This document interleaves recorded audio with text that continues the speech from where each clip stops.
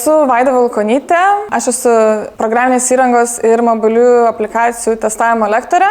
Tai įsivaizduokite, kad kiekviena programėlė esanti jūsų telefone, kiekvienas žaidimas, pavyzdžiui, Angry Birds ir panašiai, yra suprogramuoti programuotojų ir ištestuoti testuotojų prieš paleidžiant į rinką. Programinės įrangos ir mobiliųjų aplikacijų testuotojas, geriau žinomas kaip QA, yra žmogus, kuris užtikrina, kad kiekviena vartotoja pasiektų kokybiškos web ir mobiliosios aplikacijos. Mūsų kursas yra ilgiausias Adone ir tuo pačiu be nesudėtingiausias, tikrai keliantis iššūkių, tačiau jisai paruošia studentus pilnai žengti į IT sritį. Dažnas atvejis yra tai, kad turi draugų, giminių, programuotojų, kuriems visai gerai sekasi ir gauna įkvėpimo iš tų žmonių keisti specialybę. Performance testavimą mes mokiname su JMeter ir Gatling įrankiais, API testavimas su Postmanu, web testavimas su Seleniumu, o mobile su Appium.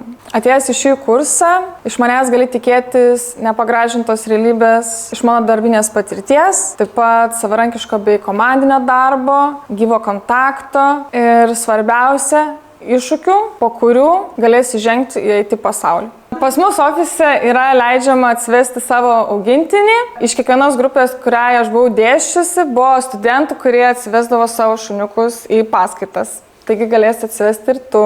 Jeigu tave erzina Facebook'o bugai ar YouTube'as nuolat crashina ir esi kruopštus bei nori tobulėti, tuomet šis kursas tau.